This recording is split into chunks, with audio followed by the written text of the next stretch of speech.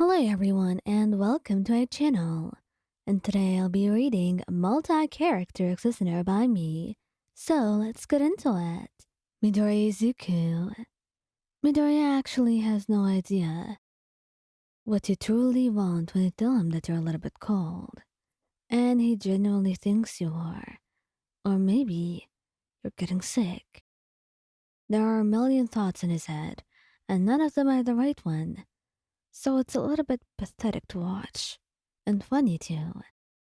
It's part of why I love him. His obliviousness and his need to overthink everything.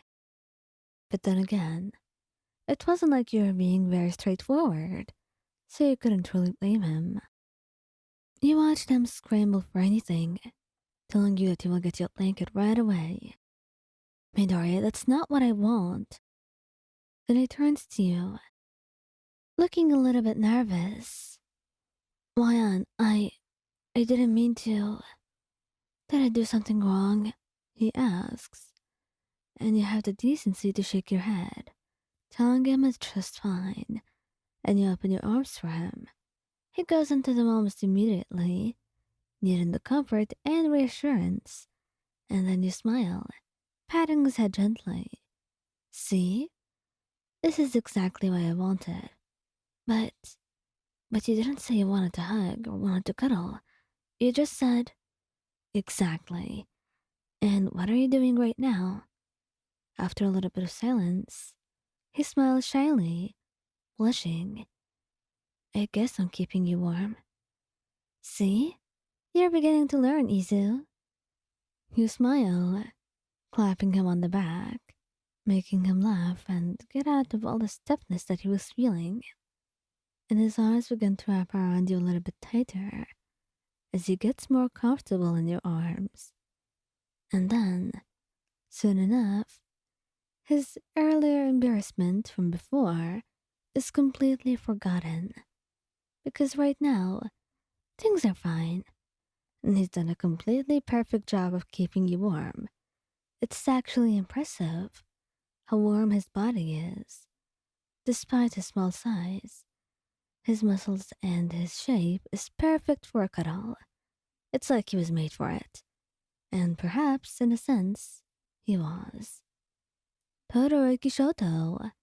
Todoroki could be dumber than rocks, and it was honestly astonishing, considering he was one of the smartest and at the top of his class. But when it came to relationships, people, he certainly was not the best. And it honestly scared him. It also was one of his worries. He wanted to be able to put people at peace, and being able to communicate properly was one of those things that he needed to learn if he were to do that. But with you, it was not simply about communicating properly. There were many other aspects too, too many things to count, and it all felt like a new area of life to him. Perhaps because you were his first love, but even then, it was made even harder by the background that he came from. And you just had to do this to him today. The two of you were sitting around normally when you called out to him, telling him that you were cold, and he went over to you, held your hand with his left one. Then he looked up at you with all the innocence in the world. Is this better, Ryan?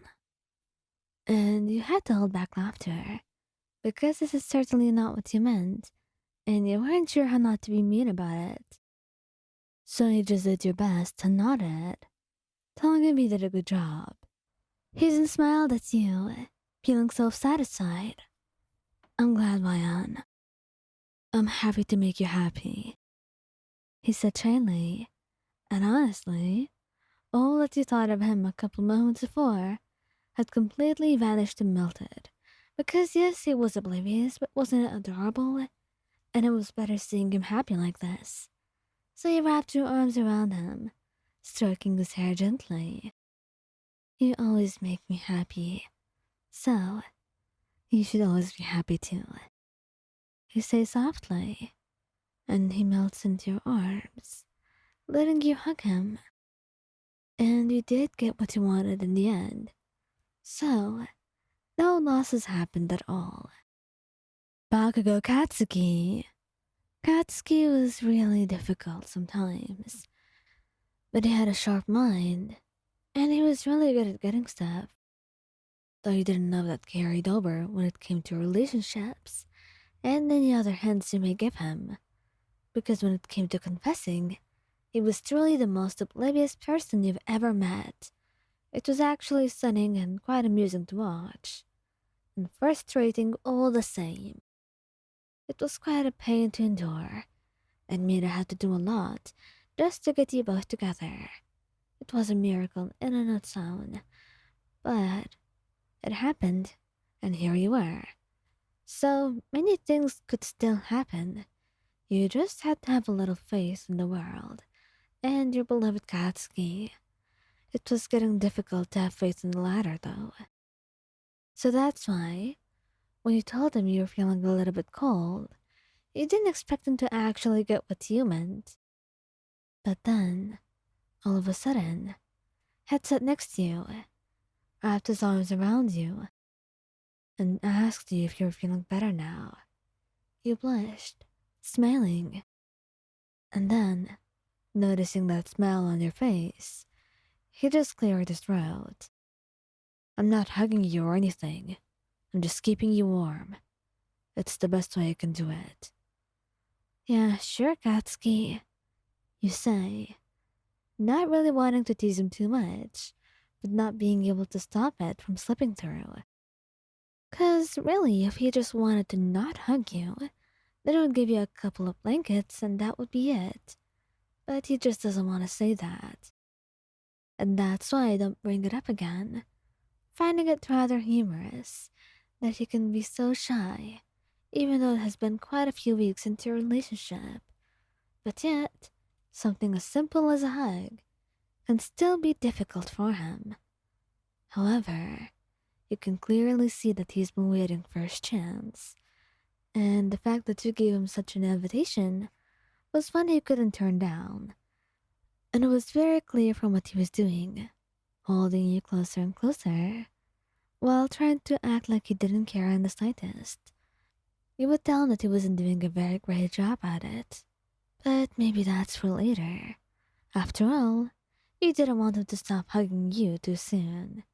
You just wanted to savor this moment for a little bit, and so you would keep quiet for now.